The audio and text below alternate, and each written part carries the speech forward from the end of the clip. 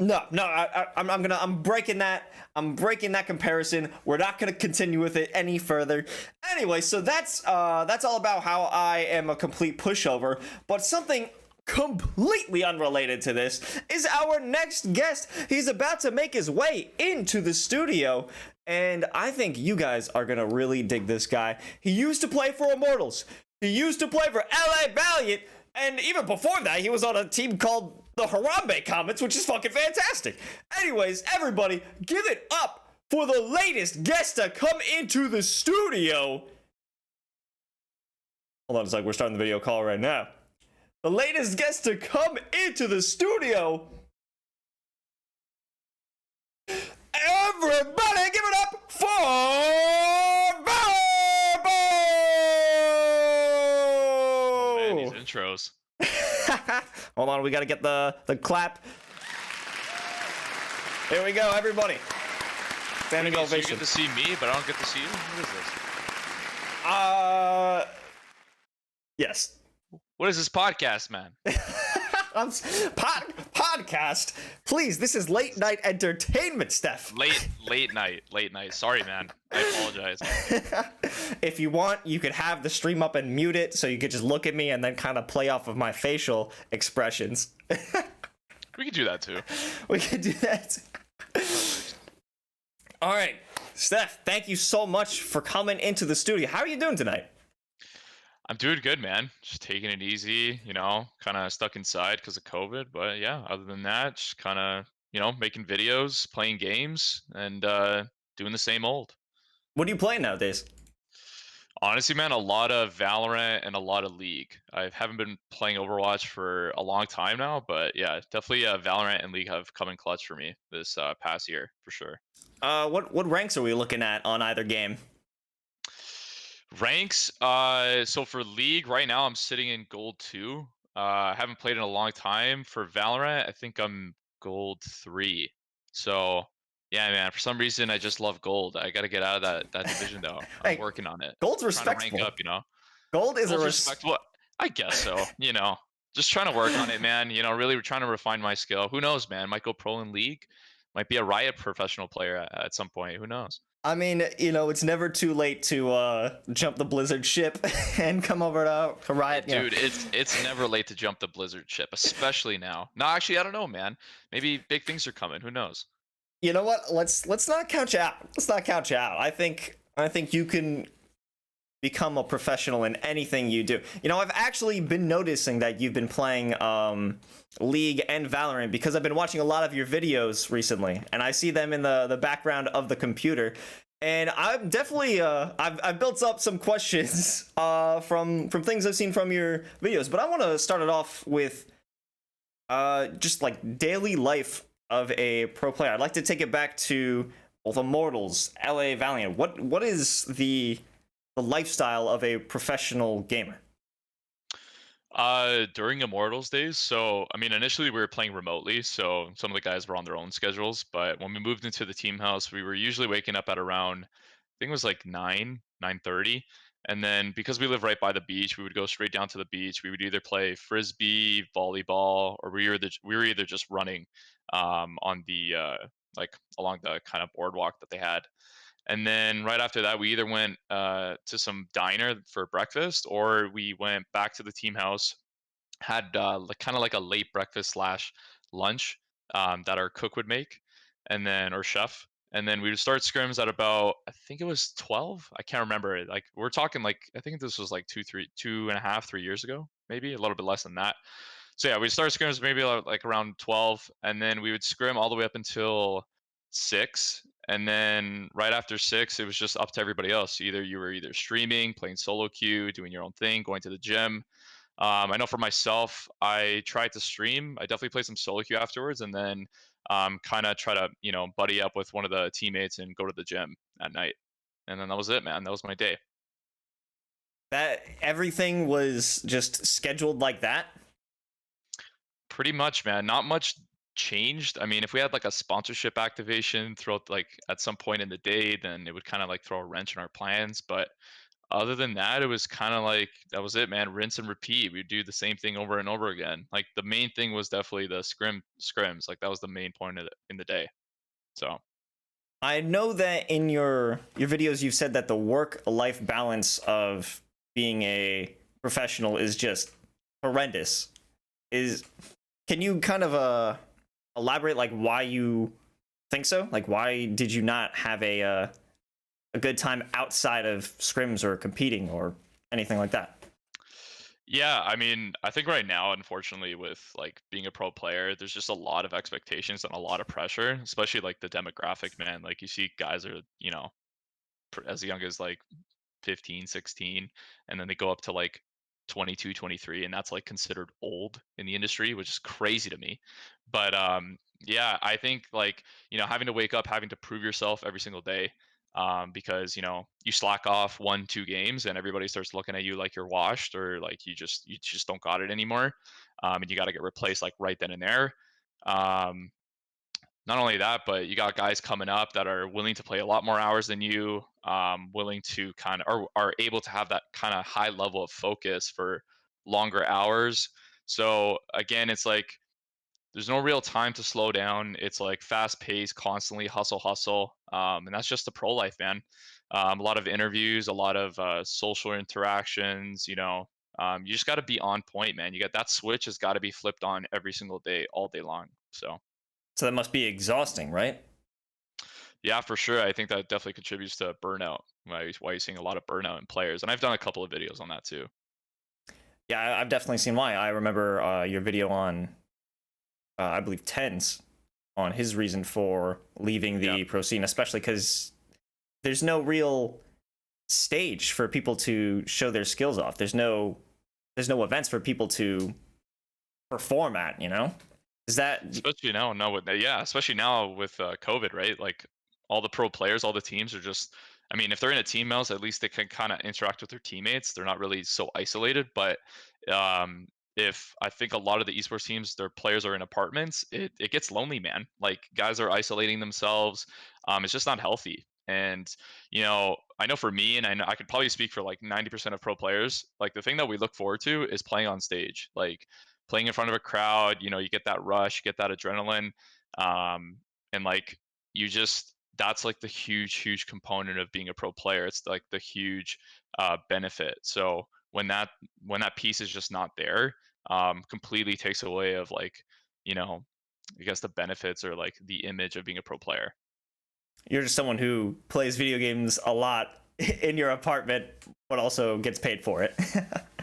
Yeah, I mean, don't get me wrong. It's a great job. Believe, do not get me wrong.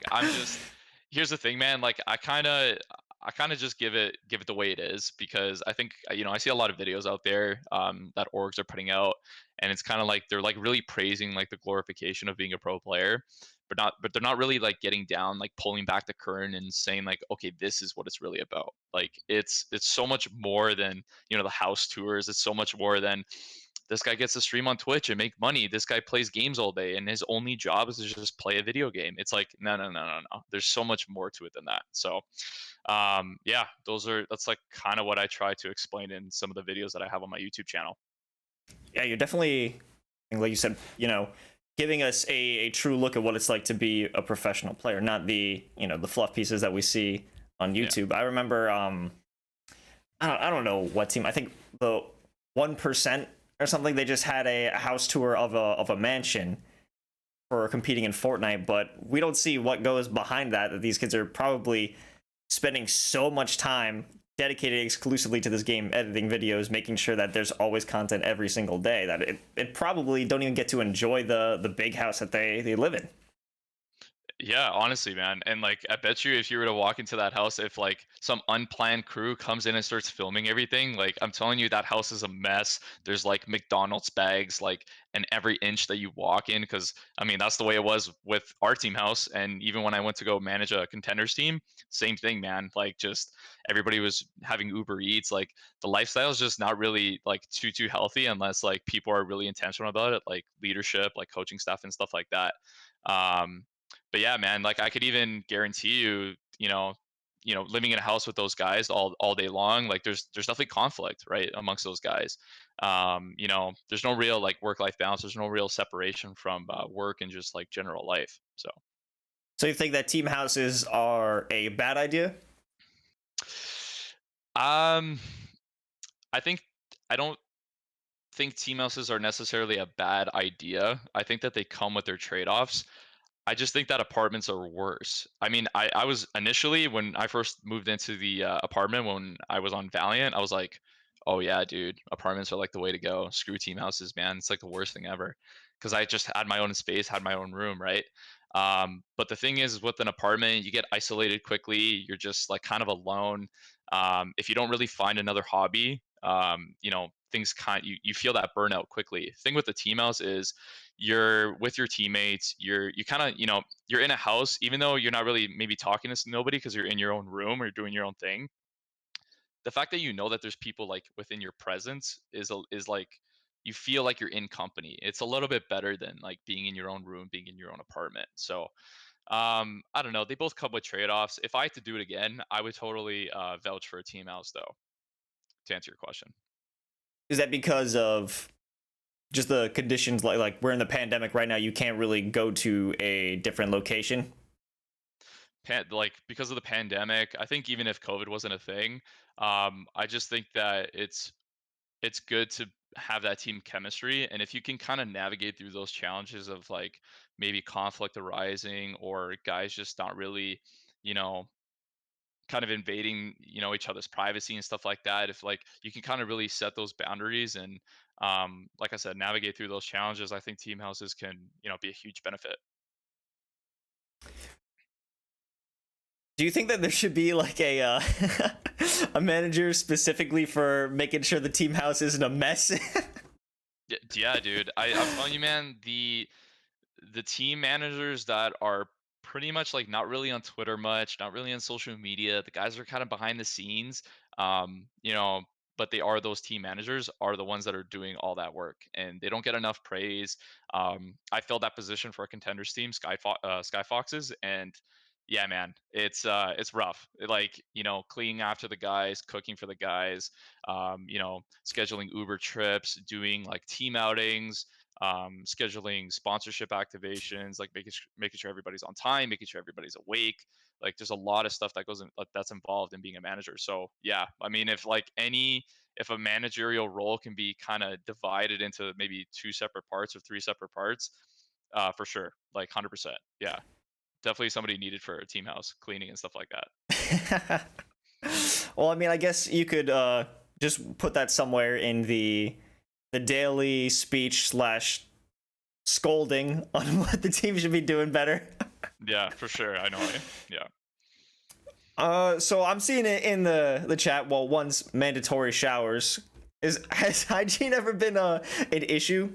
Like interpersonal Oh, hygiene, like just not showering, kind of just generally smelling. oh, for sure, man. Like, think about it. I know for our case, we had, I think it was like 10 guys living in one house, and everybody has like a different level of hygiene because everybody was brought up differently. It gets pretty messy, man. Like, ranging from not showering to for an entire week to And a leaving week. like, oh yeah, man, that's like minimum. But like, it goes longer than that. But like even like leaving dirty dishes around the table, having like empty milk cups on desks, and like it Milk? stinks, man. It's No. guys not really doing their laundry. um I don't know, but then you get like, I'm not gonna trash on like team houses and stuff like that, but you'll have like some guys that really do look after that stuff, that are responsible, that like they do their laundry, they shower every day, they do those good things, right? They are their hygiene levels pretty up there. So yeah, again, it's a balance, but from my experience, yes, it's definitely gone to those extremes of like not showering for X amount of period and whatever. Were you one of the top hygiene guys? Yes, not to toot my own horn, I was definitely one of the top hygiene guys, for sure, for sure. I think if I wasn't, I probably wouldn't bring it up. you know. So yeah. Just so someone would catch you at some time later, like, oh, Verbo's been talking shit when he didn't shower for a week. Yeah, dude, all my past teammates are gonna come. They're gonna DM me. They're like, "Yo, stop calling me out, man. Like, enough of this." So what's one of like the biggest arguments that you've gotten into if you probably had some like a lot of friction going on within a team house? Um, I mean, there were definitely arguments. I'm not gonna get into anything specific. But usually conflict has to do with in-game stuff. I think most of that conflict stems from maybe like somebody doing something wrong, somebody performing not up to the team standard. I think those are generally more of the conflicts that go on in a team house or just in a team environment. Um, you'll get the occasional like coach or manager like getting into a huge conflict with the players because of curfew and stuff like that. Like, manager will wake up because he went to bed at midnight and he sees that one of the guys is still up and it's 5 a.m. and it's like, dude, we have practice tomorrow morning. Like, what are you doing? So stuff like that for sure. Um, but yeah, for me specifically, if I had a conflict, it was usually because of like just in-game stuff. So. So what is the difference in relationships between you and other players as a player and you as a manager when you're with Skyfoxes? Yeah, I think. Sorry, say that again. Sorry, what was Uh, that question? Kind of the relationship, like the differences in the relationships you had between other players and players when you were a player and players when you were a manager. Yeah. Yeah, I love getting into that. So like my relationship with like, my teammates when I was a player, um, I wasn't really responsible for them. Like I was only responsible for myself. Like my job was to fulfill the position that I was made to fulfill on that team. It was just to perform well, be the best player that I could possibly be. And if I saw an opportunity, hold my teammates accountable if they weren't performing well, or if I saw an area where they can kind of become better, and I can kind of critique them in a healthy way, then I totally would. But when it comes to like a manager side, the focus is totally off myself. Like it's completely on the players. Like you got to be totally selfless in every situation. You're responsible for not just one guy or two guys. It's the entire team and the coaches. Not only that, but you're pretty much like the middleman between the players, the coaches, and then the higher ups in the org, where like the CEO, investors, and stuff like that. So my relationship as a manager was, I had to keep a fine line. I had to keep like a space, right? Like as a manager, you can't really get too close and be, buddy buddies with the players because there has to be that respect. There has to be that authority there. If I wanted things to get done, like if I need you guys to wake up at a certain time, but you see me as a friend, I mean, like, dude, you're not getting up. Like, that's just the reality of it. So, it's a totally different type of dynamic, being a player and then being a manager. Have you ever had to cut players?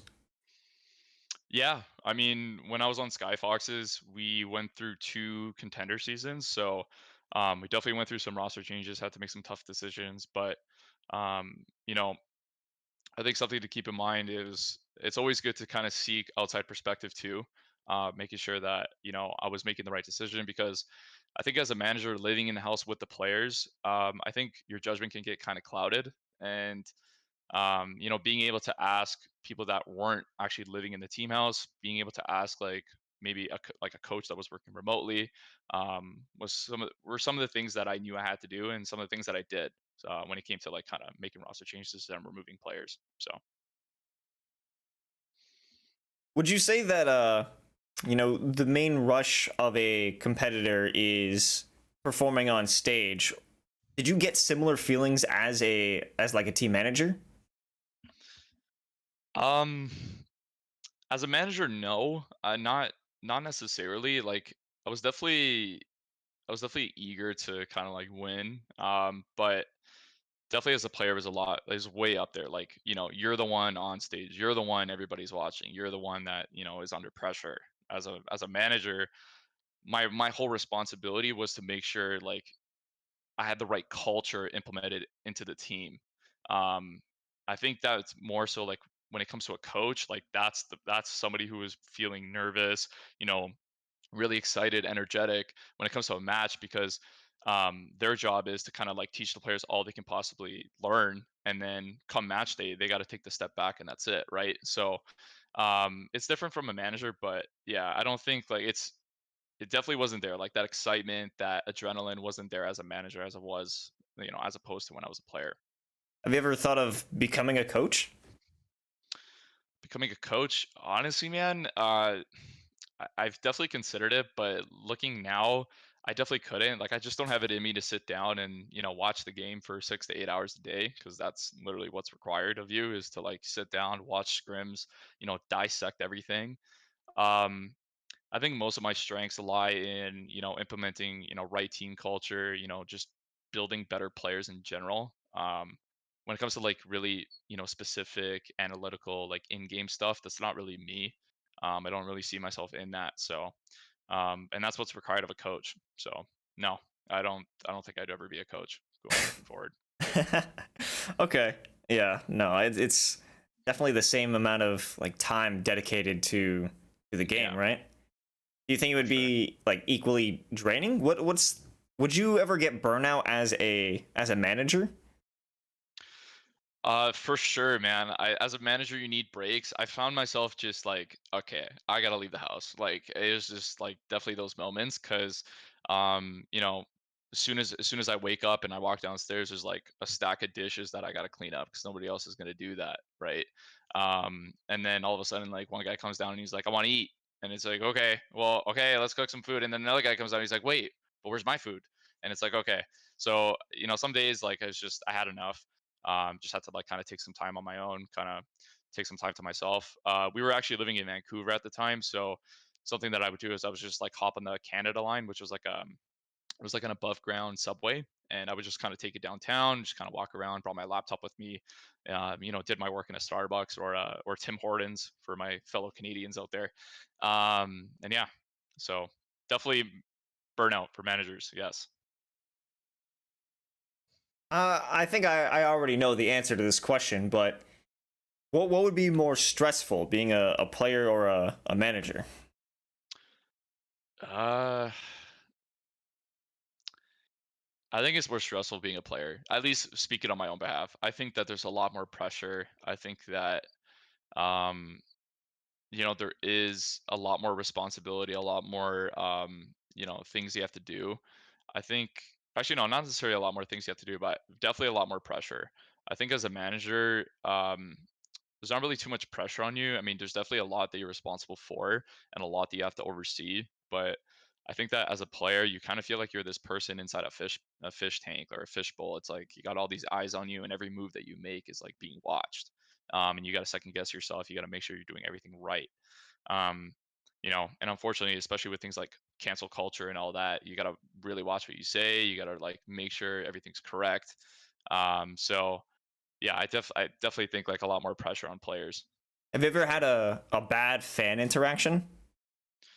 Bad fan interaction.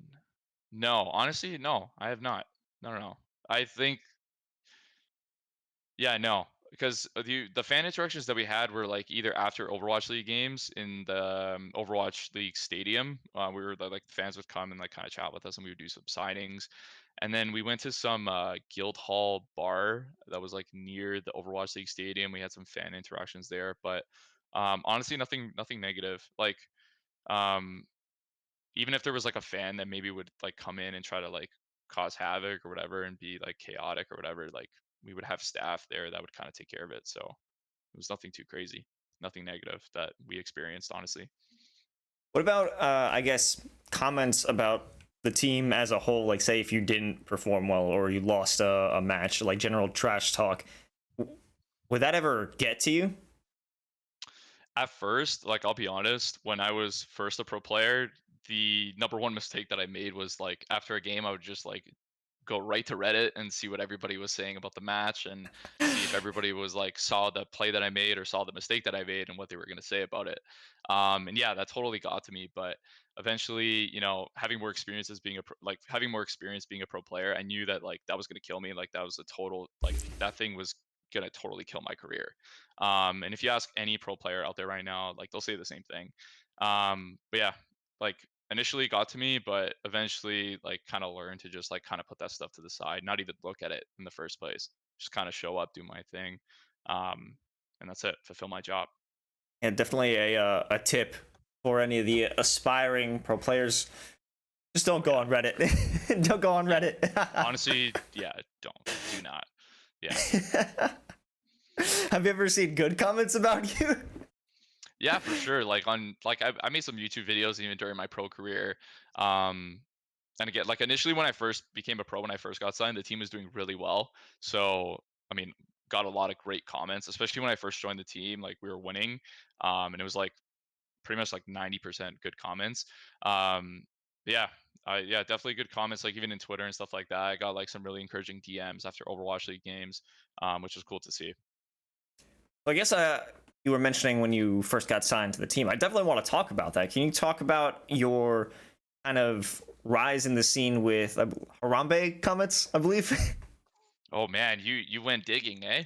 You Yeah. went. Oh god, I'm sounding super Canadian right now, aren't I? See, You see, this is sound what you sound happens, great. man. You brought up This is Tim's. I'm loving it, dude. You're this is great. what happens, man. I don't live in California anymore. I come back to Toronto, and I'm picking up on the Canadian accents, man. I gotta. I don't know. Hey, Anyways. don't be ashamed of yourself. Oh yeah, no, totally not, for sure. No, no, no. Sorry, what was the question again? Can you tell me about your rise in the? Would it be the contender scene? Was that the Oh contender yeah, scene? yeah. Just So your it's time like with Harambe comments. yeah, okay, yeah. So Harambe Comics was a like a very amateur team that I joined initially, and then eventually kind of worked my way to getting recognized by somebody who knew a player on Immortals, and they were looking to fulfill a Lucio role. So pretty much the guy that I knew that knew somebody at Immortals kind of put in a good word for me. Said, "Hey, I know this guy, Verbo. Blah blah blah. You should definitely give him a shot." So they said, okay, we'll try you out on a 2 week trial basis. I was up against another guy who was currently a pro for another team. And then basically went through a trial process. I was playing about 4 hours a day, 5 days a week. Or sorry, no, no, 4 days a week because the other guy was playing 3 days. And then part of my trial process was I had to play in a tournament, which was a Gosu Gamer weekly tournament. And then we ended up actually winning the tournament. We were playing against Cloud9, who was one of the best teams in North America at the time. And then yeah, after we won that tournament, they said, okay, we really like what you bring to the team, um, and that was it. Like they wanted to give me a contract. Were you still with Harambe at the time, or did you leave them while you were doing that trial period? No, I'd left. Sorry, I left Harambe Comets, and then I joined a team called Bird Noises. And during that whole Immortals trial process, I was on Bird Noises. Sorry, I forgot that part. That was a Bird crucial noises. part. Yeah, dude, that team was stacked, man. We had Super, Jake, it was myself, and then there was Vol, and then a DPS player called Train, and then we had a guy named Rob420, who was the flex support. And that's a sick name. Yeah, I didn't see. Unfortunately, I didn't see bird noises on the Wikipedia. Yeah, I think well, because Bird Noise is rebranded to Hammers Esports, and Ah, then Hammers okay. Esports became LG Evil. But again, I was on that team for like I think it was 2 weeks, not even. It was really Okay. quick. As soon as I joined that team, like I got asked to try out for Immortals, and then I ended up leaving. But yeah, I hope that answers your question. Yeah, no. You got it. So, can you tell me about the moment you got the call to get signed? Yeah, totally. I mean, I was already like super excited and stoked. Like I was just like, holy crap, dude. Like I've just played in this tournament filled with a bunch of pro players, like literally the dream. Because I was never experiencing that at the time. I was just an amateur player. And then we were playing against Cloud9, and I was like, dude, my hand was shaking. I was sweating because Cloud9 was a team that I looked up to ever since I started playing like games competitively. Because I started in League. Cloud9 was like one of the best teams in League of Legends at the time, and I loved Cloud9. Still do, huge fan. And the fact that I had to play against their org was like a huge deal for me. And we ended up beating them in the winners bracket, and then we had to play them again in the grand finals because they made it through the losers bracket, and then we beat them again. And then right after that, CEO basically calls me. His name was Noah, and then I was like, "All right, guys, I gotta go," because I was in the call with my teammates. and then got on the call with him. He's like, "Listen, man, really like what you bring to the team. You really like, the value that you bring. Basically, want to extend an offer for you to be part of the team." And I was like, "Okay," like that. It just paid off right then and there, right? So, yeah, a lot of emotions, a lot of highs and lows during that time. Would you say that the moment you felt when you got that call was probably what it feels to be nano boosted? Oh yeah, man, totally, totally. Like I know exactly what it feels like to be nano boosted now because it's that feeling that I had right then and there. I mean, yeah, probably. You Yeah, for got the sure. you got the power. You did it. Yeah, man, dude. But always nano your Lucio. That's it. Just Boostio. Boostio, Boostio, Boostio, for sure, for sure. That's some more advice to any other aspiring Overwatch supports players. out there. Yeah. So, what can you tell me about the transition from being an member of Immortals to a member of the LA Valiant? Um.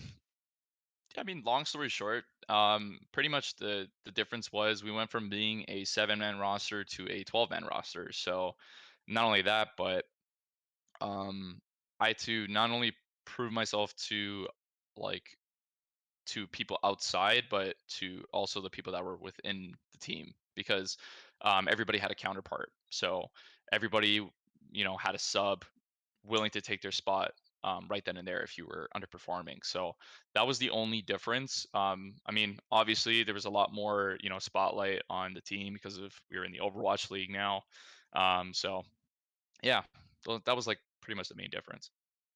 What did you think of the 12-man roster? Do you think that was a good thing to have, or did it put like an extra unnecessary pressure and potentially push towards burnout for all the players because they knew they had to keep pushing forward or else their career was at stake?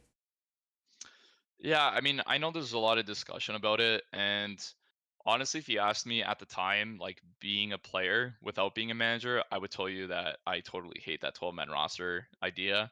Um, because back then as a player, you're selfish, man. Like you just want, you don't want to be challenged in any way. Like you want that spotlight, and the fact that there's a potential for somebody else to steal that from you is pretty scary. So. Um, but looking back or like now looking back, being a manager and also being a lot or not really a lot older, but being a few years older, um, I can understand it from a business perspective. I think that it puts a lot of insurance policies on the team. If some guy's just not performing well, not doing well, which is really, it happens, man. Like some guy can, look really good and then get thrown into a different team environment and play really poorly. So the fact that you can have like a replacement ready to go is always good from a business perspective. And from a business perspective, you need to win. Winning equals money. Winning equals more fans. Winning equals more numbers. So um, yeah, I think, like I said, back then I would say absolutely not. I hate that 12-man roster idea. Now I would say, I think it's kind of expected, with where we're going with esports and how esports is evolving. Was there a bit of would you ever consider there to be tension between you and the sub at the time? I wouldn't say tension. I think I think if you're somebody who is going to have tension towards, your opposing, player that, is playing for the same spot as you, I think you're the one really losing in the end. Like it's like not forgiving somebody who you've just had a fight with. Like you're not really hurting the other person for not forgiving them. You're really hurting yourself. Like you're having that anger, build up inside of you that you're going to carry, throughout your day. So I think like being somebody who can just humble themselves and say like, okay, hey, if this person's better than me, like, okay, I need to learn from them. And those are some of the things that I try to do, like just really kind of humble myself and say, okay, like if this person's better than me, then I need to learn from them. If they're a starter and I'm not, then obviously there's a reason for that, and I need to figure out how to better myself. Just doing that day to day, like I said, like humble yourself is a big thing. So again, like really studying VODs, looking over your footage, and really taking that time to, work on yourself. Like if you're not a starter, you have a lot of downtime. Use that downtime and be effective. Work on your character. Build other relationships. Get to know, maybe some of your teammates. Get to know your other subs that are like sitting on the bench with you. So you never know. But yeah, definitely those things that I mentioned. Okay, yeah, no, that definitely makes sense. Because if you're going to be mad at someone who could even potentially be your replacement, and you spend so much time being mad at them and not focusing on the game, and they do replace you, you're just you're you're down horrendous.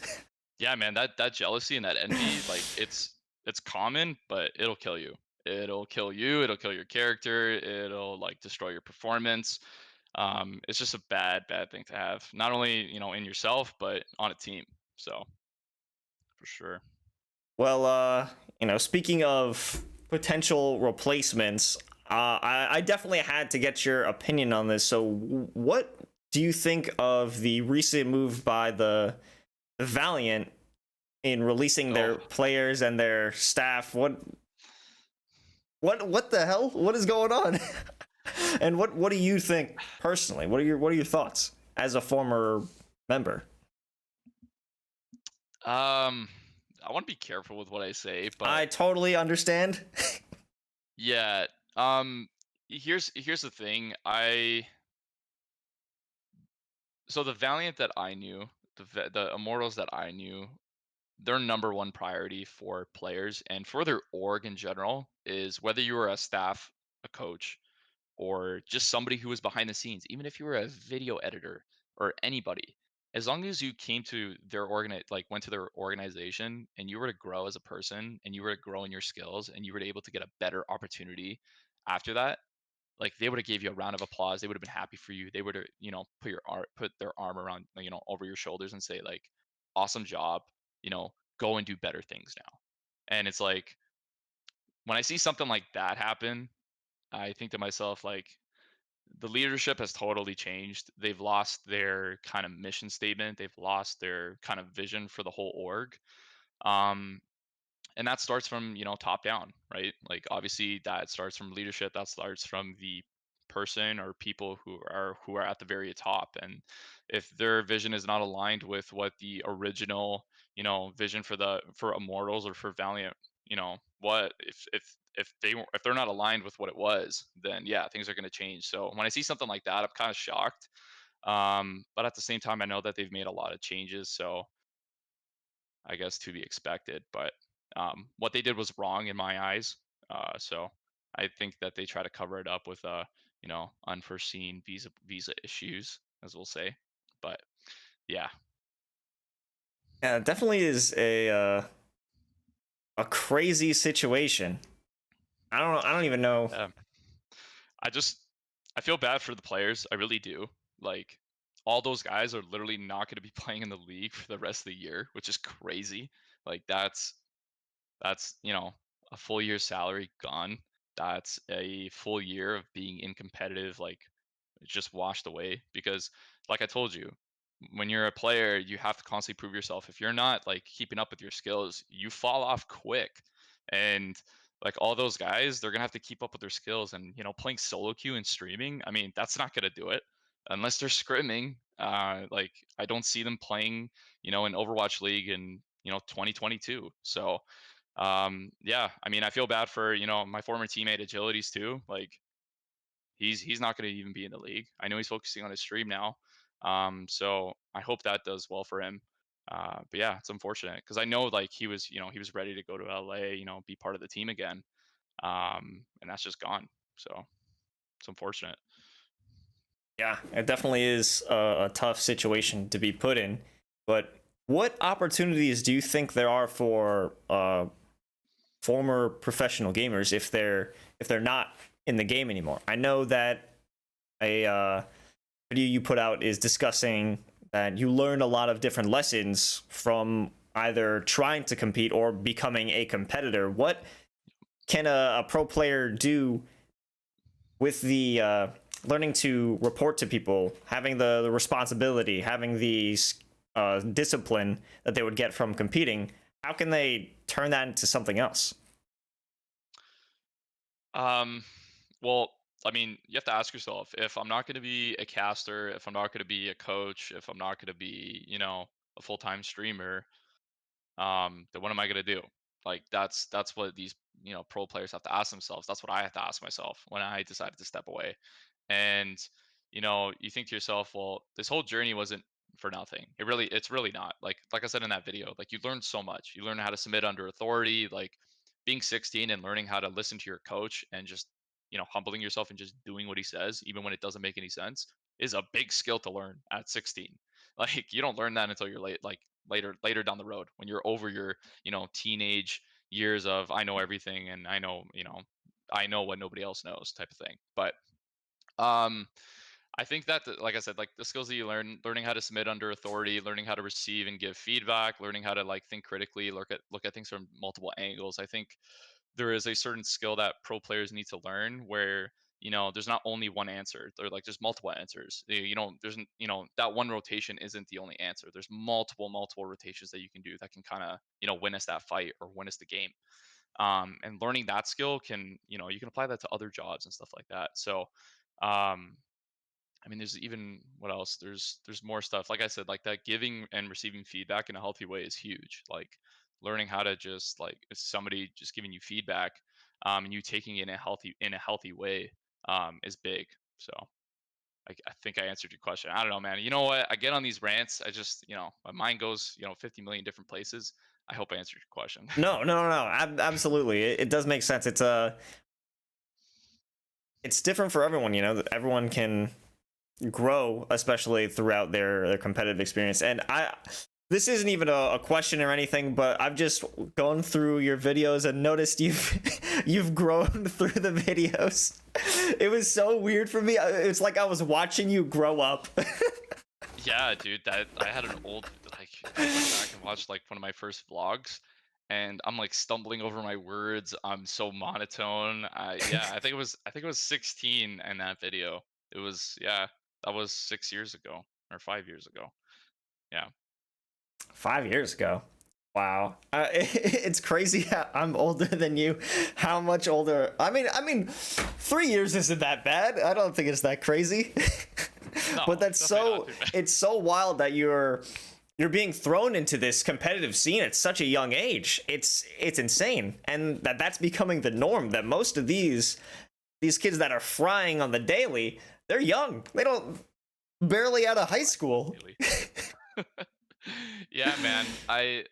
I'm a firm believer that any person who's gone through the ringer, gone through that whole esports like a pro life, or just even just trying to pursue pro as an amateur, I think that that whole process, like I said in my videos, that it teaches you so much. And like I said, you can take it out so many different places, and it teaches you like college isn't going to teach you that, university is not going to teach you that, an internship is not going to teach you that. So consider yourself lucky to even have the opportunity to pursue pro or even be in a position to be a pro. So for anybody watching. Absolutely. I'll take that to heart when I finally get past plat again in Valorant. Hey man, I like your name. It's like a constant encouragement every single day. You wake up and you're on the kill feed and you see I can go pro. Like it's a constant encouragement to yourself. It You, is. It's also a major target on my back. oh yeah, so like criticism in chat. Yeah, I can imagine. any Like, game no, you where can't go pro. yeah, any game I queue up into and I'm just not doing great. Like I was playing earlier today and I was just absolutely getting destroyed. And people were like, "Yeah, so did you buy that account? How much you pay for that?" I'm like, "Dude, it's only gold 3. What do you mean?"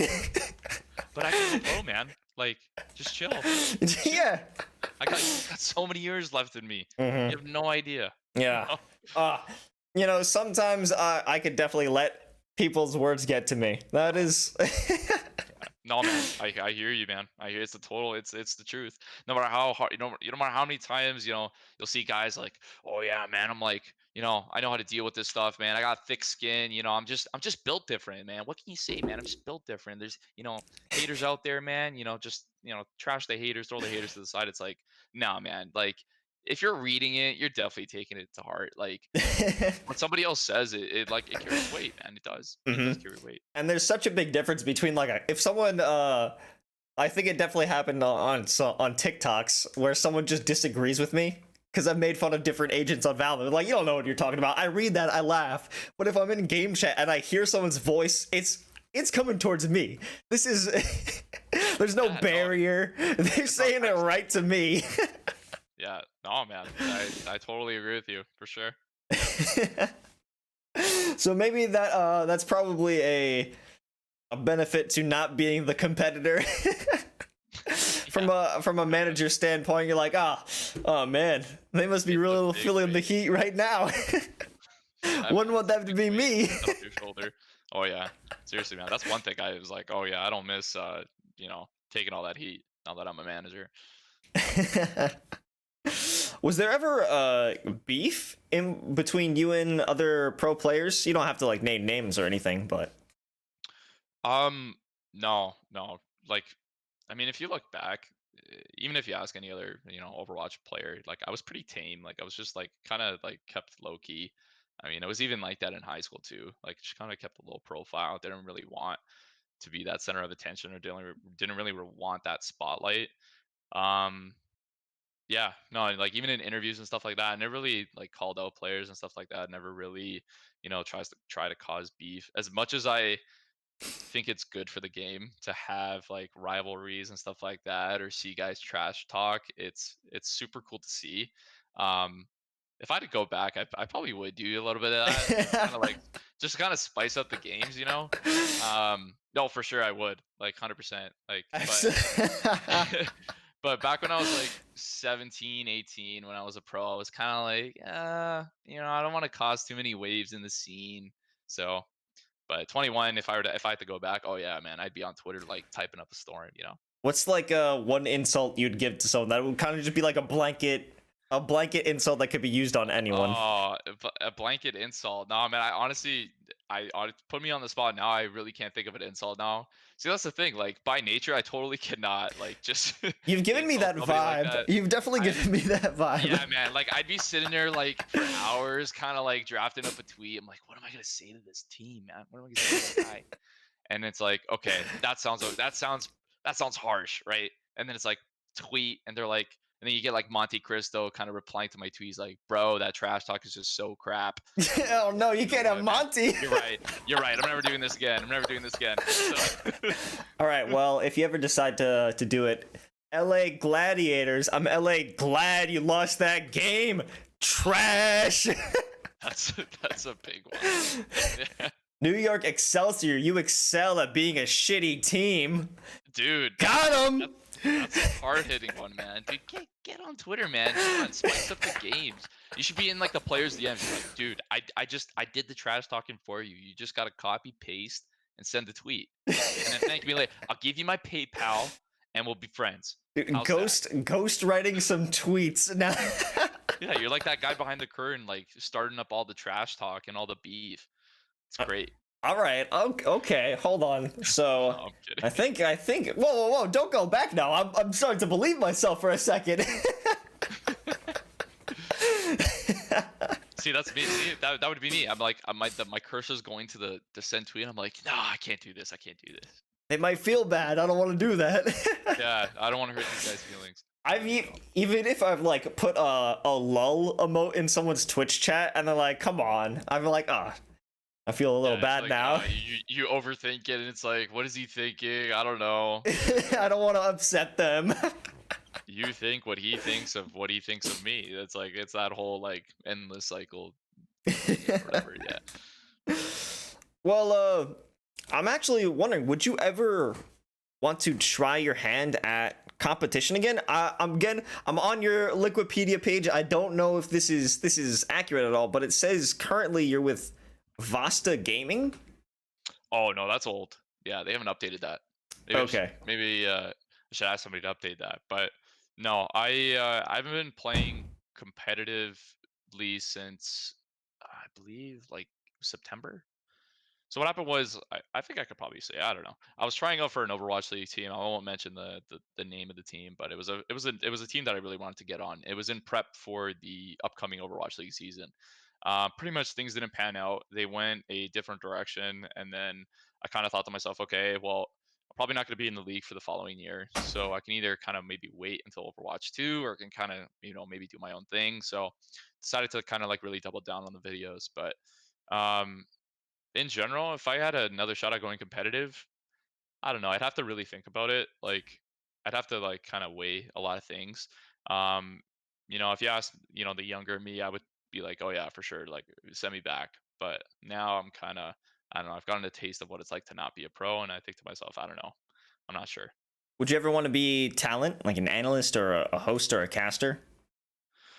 Um, yeah, honestly, I've been watching the LCS all day today, and I think to myself like, yeah, I could totally do something like that. You know, if I had a shot to do that, I totally would. So, um, I would think I'd be pretty decent at it. Like, I think as an analyst, you don't really have to know too much about the game. Um, but yeah, I don't know. We'll see, man. Who knows what the future holds? But if I get an opportunity to be an analyst, you know, catch me with that mic on that stage, man. I'm the host. Hell yeah, I'd love to see it. So I want to go back to you saying you got a taste of what it's like to not compete. And I saw in one of your videos that you were basing your identity on your performance. Whether you were doing a good job, you felt good. If you were doing a bad job, you just didn't feel yourself, or you felt a worse version of yourself. Now that you're out of that competitive scene, what is the factor that creates your identity or shapes your identity? Um, I mean, there's a lot of things. I think that, you know, I'm 21, and at 21, I think that, you know, I'm still trying to figure out who I really am, right? Like I think everybody is. And I think that, you know, it just takes going through different experiences, like, you know, different relationships, different, you know, life experiences to really figure out who you truly are. I think that, you know, now that I'm not part of Overwatch, now that I'm not, you know, playing professionally, you know, being a pro Overwatch player, or, you know, performing well in the game really doesn't have anything to do with me. Um, and that's one thing that I was trying to like really separate back when I was a pro player. Um, but to answer your question, honestly, like again, it's a work in progress right now. I can't really like pinpoint, oh yeah, like this is who I am, this is who I am, this is who I am. But I can tell you what I'm not, and I'm not like a pro player. And even when I was before, I really wanted to kind of separate that, because I think when you identify with that, and like I said in that video, it's constantly fluctuating because of your performance and stuff like that. So, you know, if you're winning, you're feeling good. You know, you see yourself as this like really confident individual, but then when you're losing, you see yourself as like a nobody. You see yourself as useless. So, I think that's what a lot of pro players deal with. And even like kind of putting pro playing aside, like you even have like people on YouTube, Twitch, you know, Instagram. It's like people identify with their followers. It's like their follower count. It's like, oh, if I don't have a certain amount of followers, well, people like identify with that. They think less of themselves, and you think to yourself, well, like, is that really healthy? No, like you really got to separate from that. And that's kind of what I was really trying to, you know, convey in that video, and even in some interviews and stuff like that, like really kind of separate your identity from what you do. So Are you happier in general now that you're not competing? yes, short answer, yes, but I am definitely missing that competitive drive. I'm trying to find something else that I could do to kind of like really compete in something. Like it's just there's something in me that just likes competing, that really likes you know, sitting down at a desk and like strategizing, and then showing up to game day and like bringing all that knowledge into like 1 hour or that one day. Um, so I don't know, like doing things like videos and stuff like that, editing videos, are things that I've kind of really found fulfillment in, for now, or like happiness, I guess you can say.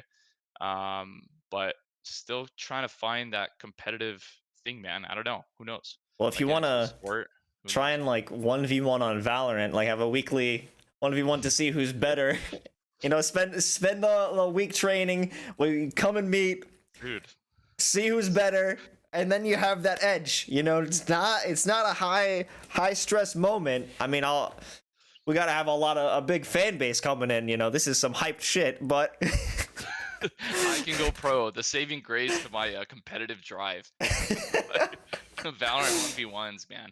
please, I'm doing this for me. I'm not doing this for you. Yeah, yeah, for sure. I can go pro beats pro. Now we could really go pro. Yeah. You didn't even Should play be, that game. I can beat pros now. Is your name? Oh my God! Should that be a series where I just try and like arm wrestle professional Yeah, it's like players? it's like a branch off from what you do. Because Yeah. I sure as hell wouldn't beat them in any game. So maybe like a physical thing, maybe like who could eat the most cheese or some shit. Sure, sure, sure.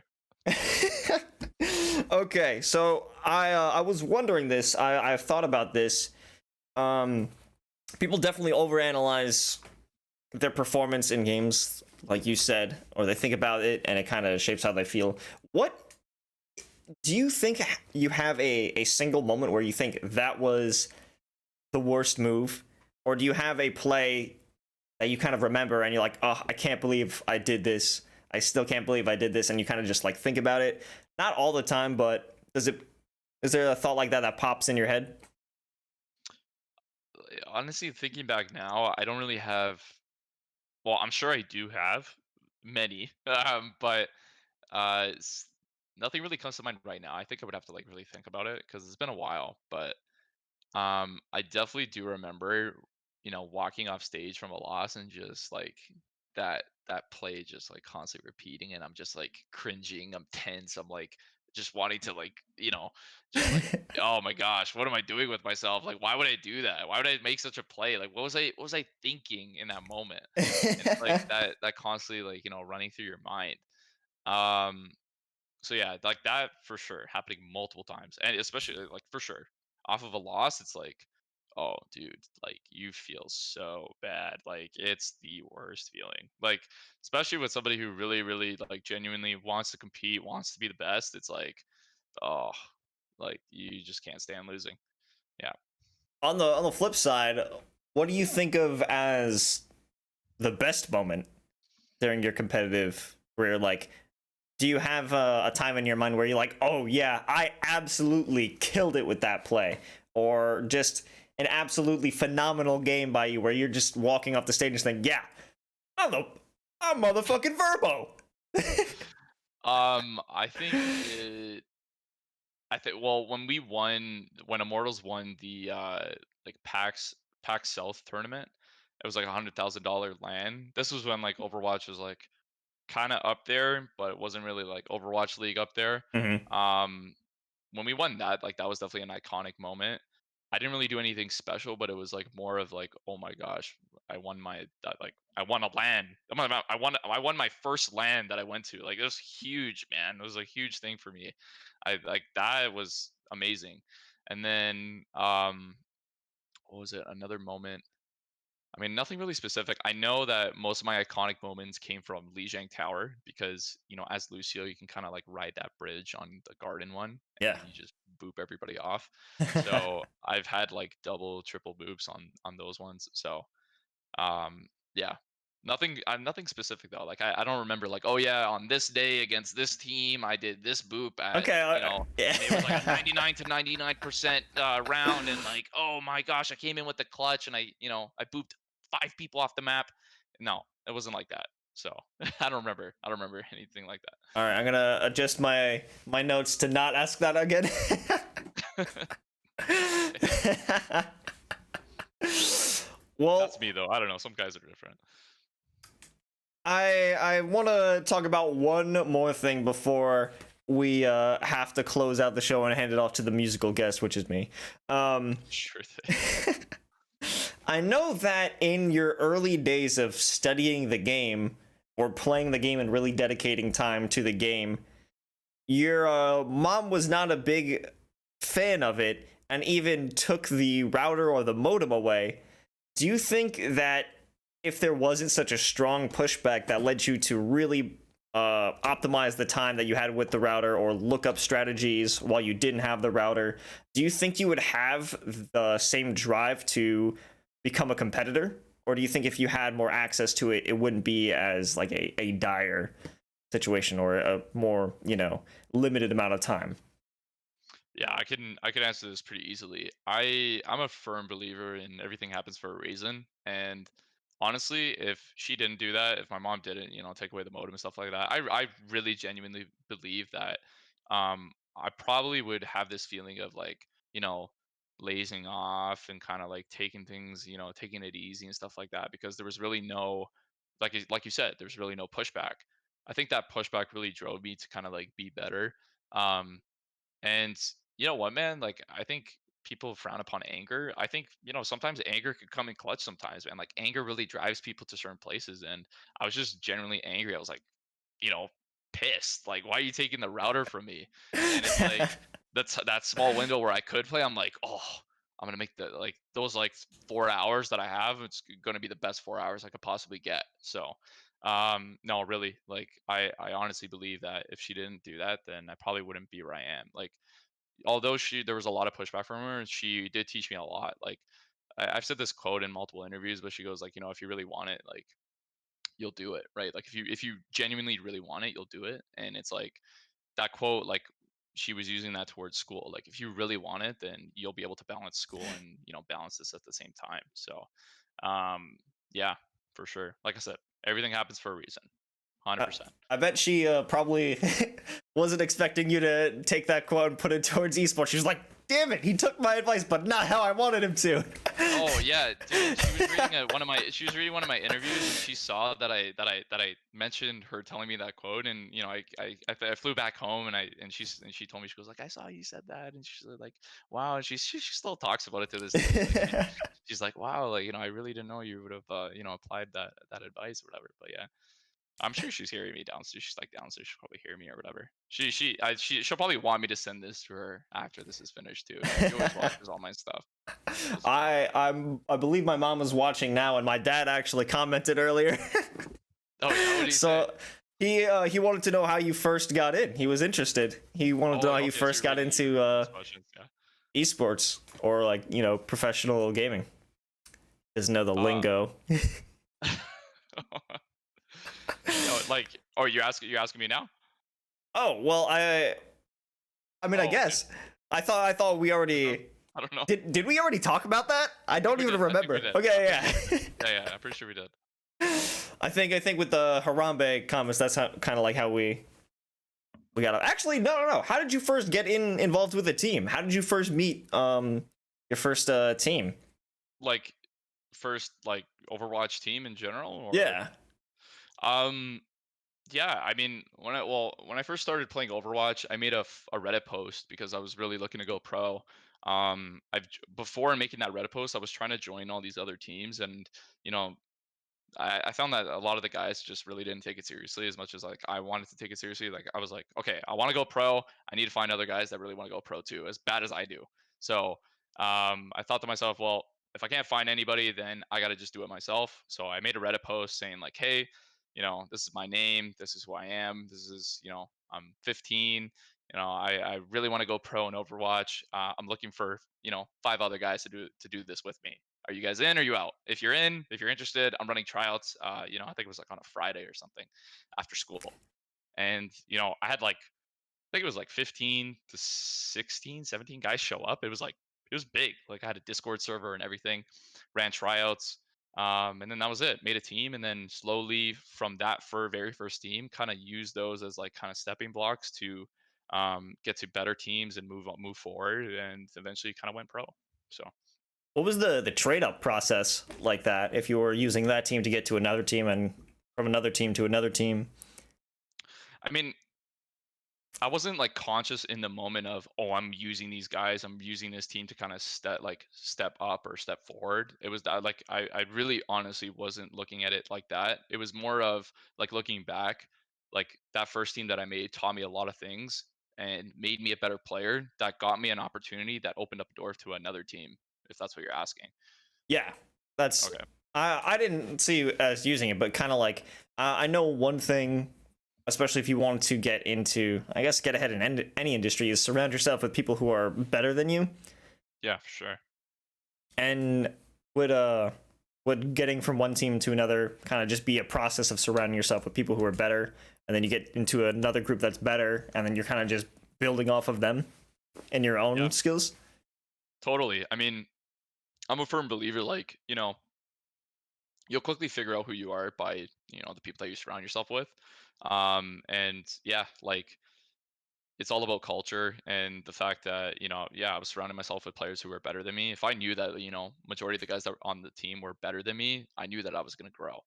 um and yeah, that's just what happened multiple times. that eventually, got me a better opportunity, which was, an actual opportunity that was going to be paid, was going to, have a contract. So Okay, well, I like that grind, that hustle. That's really inspirational. I mean, it doesn't exactly, apply to me because I'm not good at anything like that, but listen, man, you know what, even now I look back and I think to myself, I was way more dedicated and like determined when I was a lot younger. And I think it was because I was just a kid with a dream and I just wanted it really bad. And I think that, I was lucky to find something like that. At 16, 15, 16. I think for, speaking for myself now or speaking for you, like to you right now, I think like, as time goes on, you try, you pick up different things and you really figure out like, okay, I really want this. I genuinely love doing this. I think that that's when you'll start to find like a lot of determination, motivation, and passion, and like you really start to feel like, okay, I'm in a pocket right now. Like I'm in my element. You know what I mean? And when you find that out, like just press the gas, push forward, like double down on it. So yeah. oh, I mean, that's how I feel about this whole show that I'm doing, and I feel like I'm doing a good job. I mean, I got you on the show, which I think is incredible. Yeah, man. I hope that a lot of people can watch this and take away a lot. And yeah, dude, when you messaged me and then that you put out that small little trailer on Twitter, I was like, I found it hilarious. I woke up in the morning, I looked at it and I was like, yo, mom, check this out. Like, look at this. We're about to go on this show, and this guy's like, he's got the Jimmy Fallon late night set. And I was like, it's gonna be good. It's gonna be Yeah. good. Yeah, I think I've mentioned it multiple times, but the whole origin story of me wanting to do this all started with the Universal Studios ride, Race Through New York with Jimmy Fallon. And the rest is history. I don't I'm not it familiar needs with that. it needs no explanation further at all, and we're just going to leave it at that.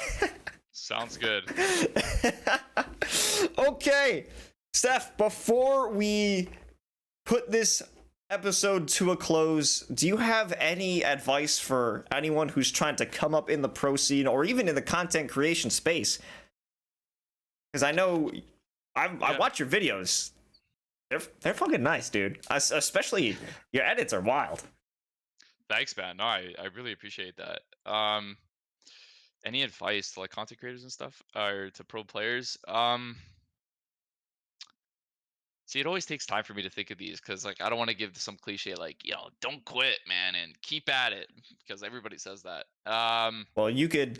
I'll stall time for you right now if you want some time to think. Honestly, something could come on the top of my head. Honestly, I think the biggest thing is like don't identify with that. I think if you could solidify an identity outside of content creation, outside of being a pro player or a streamer, I think you've done like half the battle, or a big portion of it.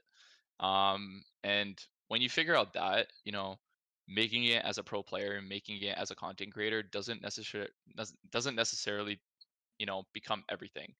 And when that pressure and that burden lifts off you, that making it is not everything, I think that's when you start doing well. That's when you start growing. That's when you start like really going down the right path, and really having a healthy direction, healthy lifestyle, um and stuff like that. So I don't know, I hope that makes sense, but that would be like my main advice would be, yeah, solidify an identity outside of what you're doing right now or what you're trying to achieve. Well, yeah, no, I definitely, I feel that for sure when it comes to uh, viewing yourself based on results you have from any stuff you put out. Like, I remember, I mean, it happens kind of recently too. I'd be streaming, I'd get some followers, and then I'd check the next day, and I'd have less, and I'm like, wait, someone didn't Oh, like what I was doing. oh, it's like somebody literally went and like unfollowed or like disliked this. It's like, wow. You think to yourself, I know, man. I totally feel you on that. You I just literally think, will wake up and it's like I lost subscribers because I posted a video yesterday. It's like, what? like, how could you guys do this to me? I Wow, thought you liked me. yeah. I guess I didn't impress. I didn't perform as well. It's like I it's like for these guys, it's like, or for these subscribers and these followers, like you got to put it on a performance, a consistent performance, and it's like, no, no, no, no, no. No, you either like me or you don't. It's like it's one of the two. Well, I think that is going to just about wrap this episode up. Verbo, Steph, thank you so much for coming onto this show. It was awesome getting to talk to you. Thanks for having me. Yeah, of course, and I look forward to our Valorant 1v1. arm wrestling, cheese eating 1v1s. Who could eat the most Timbits? I'll be ready. Oh, dude, you know Timbits, man? Let's go. I man. studied. I host know the ever. man. Best host ever. Let's go. Okay, well, thank you so much. And now we're going to kick it over to the musical guest.